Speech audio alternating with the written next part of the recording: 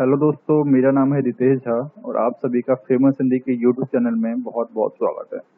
आज के वीडियो में हम समझेंगे कि कंटेंट ऑप्टिमाइजेशन कैसे करें। एसईओ का ये बहुत ही इम्पोर्टेंट पार्ट है, इसको समझना आपके लिए बहुत ज़रूरी है क्योंकि इस पार्ट को सीखने के बाद ही आप जो है सर्च इंजन में अपने आर्टिकल या पोस्ट को रैंक करा पाएंगे। तो चलिए, इस वीडियो को आपको पूरा देखना होगा, बिना किसी पार्ट को स्किप किए इस वीडियो को पूरा देखिएगा क्योंकि इसमें जो मैं बताने वाला हूँ बहुत इम्पोर्टेंट है।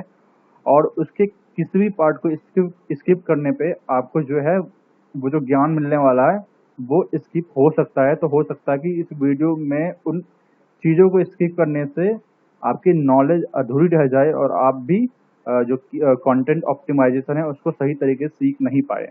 तो क्योंकि मैं जो अपनी वीडियो बनाता हूँ उसमें प्रैक्टिकल नॉलेज ज़्यादा देता हूँ, थ्योरी कम देता हूँ, तो चलिए इसको भी प्रैक्टिकल तरीके से स्टार्ट करते हैं।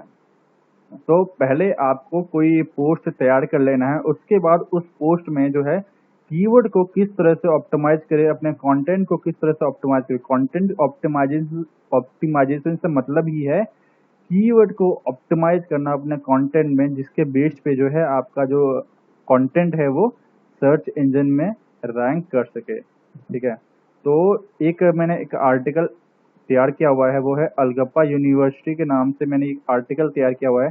तो इस आर्टिकल को मैंने कैसे इसके जो कंटेंट है उसको ऑप्टिमाइज किया है, ये मैं आपको इसको एडिट के ऑप्शन पे क्लिक करके जो है दिखा देता हूँ। तो मैंने एडिट पे क्लिक किया, ये वर्डप्रेस की साइट है मेरी।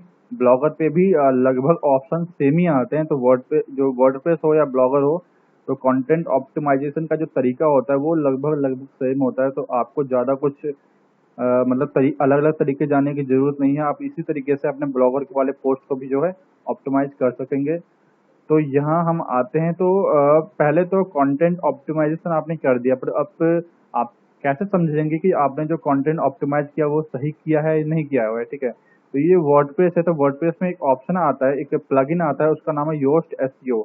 तो योस्ट एसईओ के थ्रू जो है, ये योस्ट एसईओ का प्लगइन है जिसे मैंने इंस्टॉल किया है अपने वर्डप्रेस की साइट में। तो योस्ट एसईओ मुझे बता देता है कि मैंने जो अपने कंटेंट को सही ढंग से ऑप्टिमाइज किया है या नहीं किया है।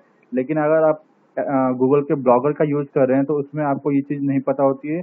इसके लिए आपके पास एक्सपीरियंस होना चाहिए। अगर आपने वर्डप्रेस की साइट में आप कुछ टाइम तो 5 महीने या 6 महीने तक अपना कंटेंट को ऑप्टिमाइज करना अच्छे से सीख लिया है, तभी आप जो गूगल का ब्लॉगर है उसमें अपने पोस्ट को अच्छे ढंग से ऑप्टिमाइज कर सकेंगे। अगर आपने अपने पोस्ट को सही तरीके से ऑप्टिमाइज नहीं किया तो उसका जो है सर्च इंजन में रैंक कराना बहुत मुश्किल होता है।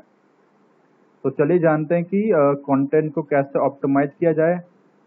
तो ये है पहले तो कंटेंट जो मैंने इस आर्टिकल के लिए लिखा है। ठीक है, ये जो कीवर्ड है, सॉरी, जो कीवर्ड है अलगप्पा यूनिवर्सिटी मेरा एक कीवर्ड हो गया। ठीक है, जिस कीवर्ड पे जो है मुझे इस आर्टिकल को रैंक कराना है, तो इस कीवर्ड के बेस्ड जो है, इस कीवर्ड के बेस्ड मैंने इस आर्टिकल को लिखा हुआ है।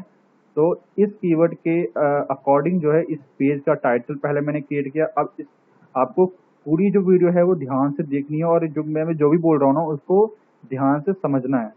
ठीक है, तो आपका जो टाइटल है इसमें अपने कीवर्ड को, मतलब आप जो भी कीवर्ड के बेस्ड जो आर्टिकल लिख रहे हैं उसका इस टाइटल में होना बहुत जरूरी है। मान लीजिए मैंने इस आर्टिकल को, मतलब टाइटल को लिख देता how to get admission in Alagappa for 2020 batch. ठीक है, तो इसमें अलगप्पा यूनिवर्सिटी जो मेरा कीवर्ड है वो मैं इसमें यूज नहीं करता, सिर्फ अलगप्पा यूज कर लेता या फिर सिर्फ यूनिवर्सिटी यूज कर लेता, या फिर मान लीजिए यहाँ पे मैं अलगप्पा की जगह इसका कुछ और अगर नेम है, निक नेम है इस यूनिवर्सिटी का, वो टाइप कर लेता, तो ये मेरे लिए इम्पोर्टेंट नहीं होता।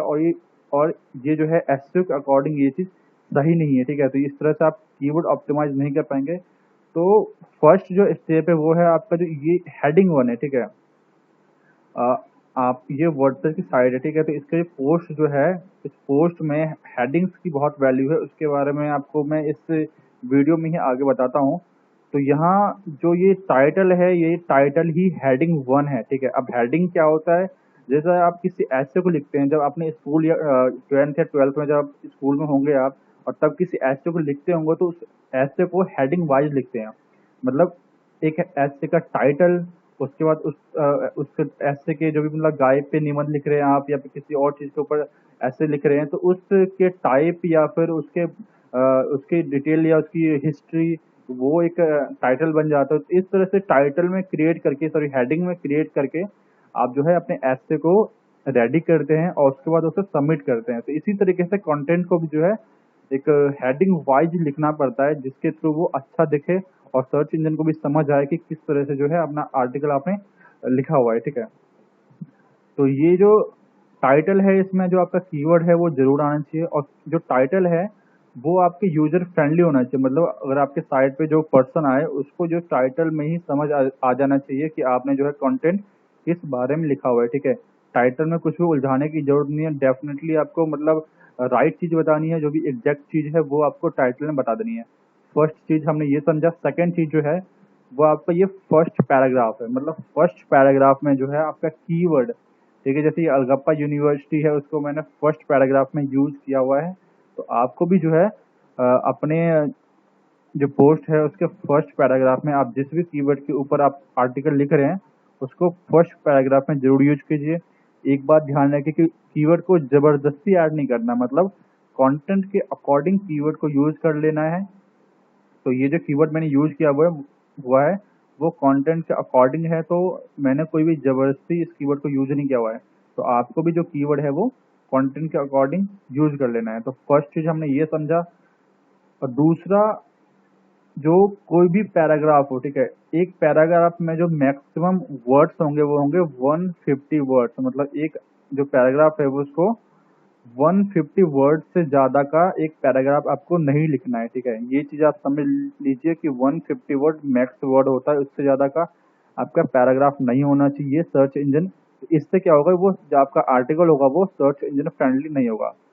तो 150 वर्ड का जो आर्टिकल है वो मतलब आपका जो ये फर्स्ट पैराग्राफ है या कोई भी पैराग्राफ जो आप राइट करते हैं वो हर एक पैराग्राफ 150 वर्ड, मैक्सिमम 150 वर्ड का होना चाहिए। और फर्स्ट पैराग्राफ में आपका जो कीवर्ड होना चाहिए, आपके जो टाइटल है, यही हेडिंग 1 है।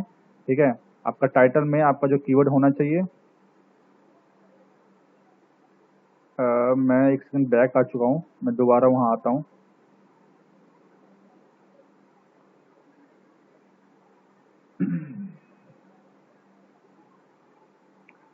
अब इसके बाद थर्ड चीज जो है वो जो आपका कीवर्ड है उससे आप अपने हेडिंग 2 में यूज कीजिए। मतलब ये हेडिंग 1 था और ये है हेडिंग 2। अब हेडिंग कैसे सेलेक्ट करते हैं, जैसे वर्डप्रेस है इसमें ऑप्शन, यहाँ पैराग्राफ के थ्रू ऑप्शन मिल जाता है, यहाँ पे हेडिंग 1, हेडिंग 2, हेडिंग 3 और बाकी के हेडिंग का आप यूज कर सकते हैं। तो जो भी फर्स्ट हेडिंग है, इस हेडिंग में भी अपना जो कीवर्ड है उसको मैंने यूज कर लिया, और जो पैराग्राफ है फर्स्ट पैराग्राफ में भी अपने कीवर्ड को मैंने यूज कर लिया। उसके बाद पैराग्राफ को जो है 150 वर्ड से ज़्यादा का नहीं रखा, मिनिमम मतलब अंडर 150 वर्ड्स के अंदर जो है पैराग्राफ मैंने राइट किया। उसके बाद थर्ड जो चीज़ है वो हेडिंग 2 में अपने कीवर्ड को मैंने यूज किया। ठीक है, तो ये सारी चीज़ें हमने कर ली। उसके बाद जो बाकी के हेडिंग है उसमें आप कीवर्ड यूज करें या ना करें फर्क नहीं पड़ता है। आप अगर जरूरी है तो आप कीवर्ड को यूज कीजिए, जरूरी नहीं है तो कीवर्ड को यूज करना कोई कंपलसरी नहीं है। तो इस तरह से जो है आर्टिकल को हमने राइट किया है इसको।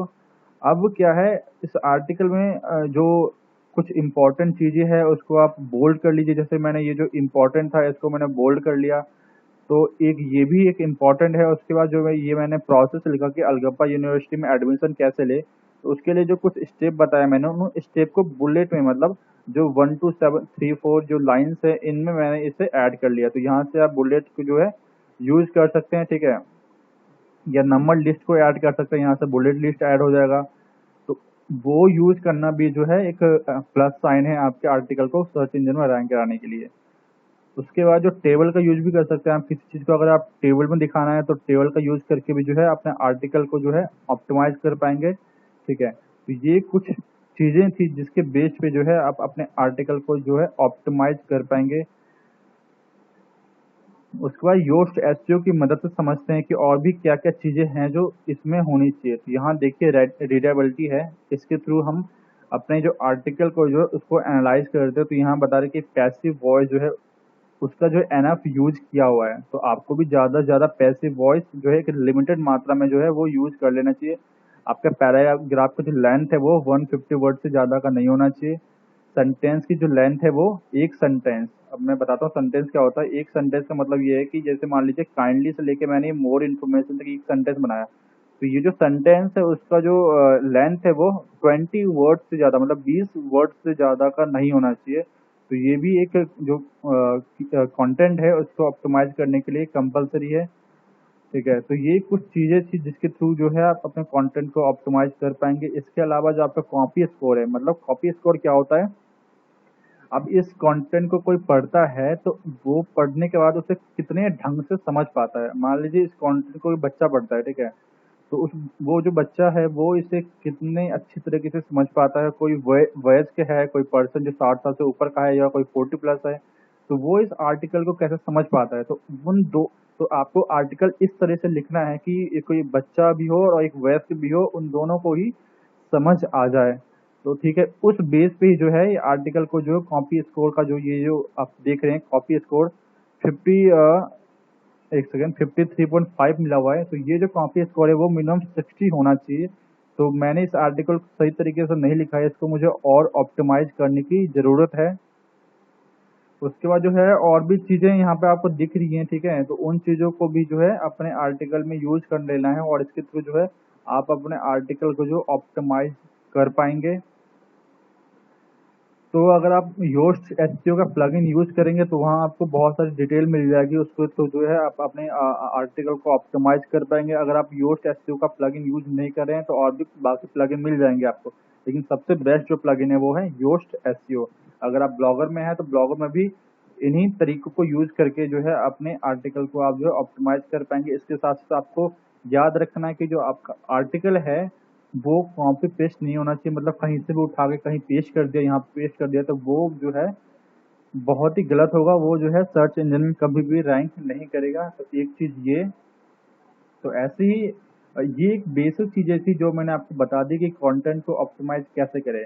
ठीक है, इसके बाद जो है और भी चीजें पढ़ने के लिए आपको इस जो मेरा चैनल है फेमस हिंदी उसको सब्सक्राइब कीजिए। मैं time to time article optimisation से रिलेटेड जो टिप्स और ट्रिक्स हैं वो मैं बताता रहूँगा।